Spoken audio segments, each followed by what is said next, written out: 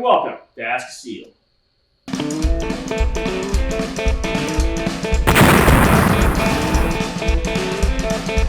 God, I remember when I still cared.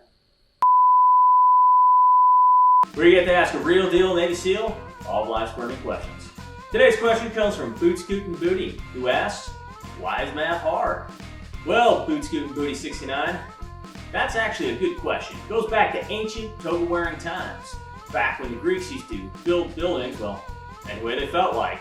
And these structurally unsound abominations, well, they would occasionally collapse on the kings and their families. The Greeks commemorated these series of disasters with an annual festival, during which they would reminisce about the times when they could kill the royal family by merely hiring an architect and having him build them a house. These plays eventually came to be known as the Greek tragedies we all know and love today from middle school. Greek tragedies all followed a set formula, which always ended up with death at the hands of a poorly constructed building. Eventually, a guy named Pythagoras realized that the reason buildings kept killing kings and other sort of rich people was because they had too much money.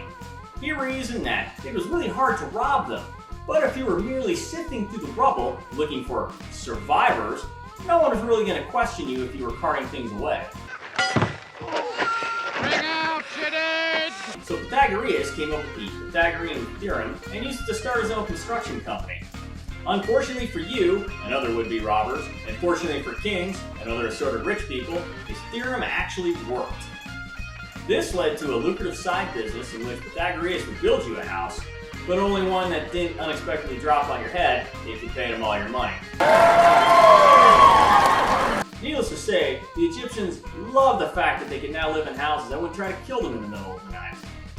But in the usual crap show of mathematical one-upmanship that is so common in history, some idiot went and invented geometry so they could build the pyramids with the help of non-unionized Jewish labor. Thus, Charlton Heston became the first president of the first Longshoremen's Union. Listen to me, Hatcher. You gotta tell him Silent Green is people!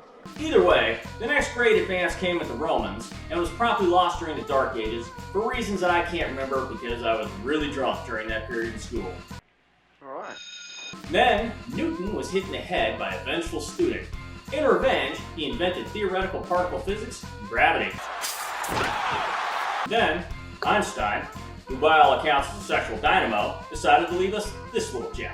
How much wood would a woodchuck chuck if a woodchuck could chuck wood? I suspect the reasoning behind this was, while the mathematicians were in their little math labs trying to figure out what the hell he meant, he was out boning their wives. This led to the atom bomb.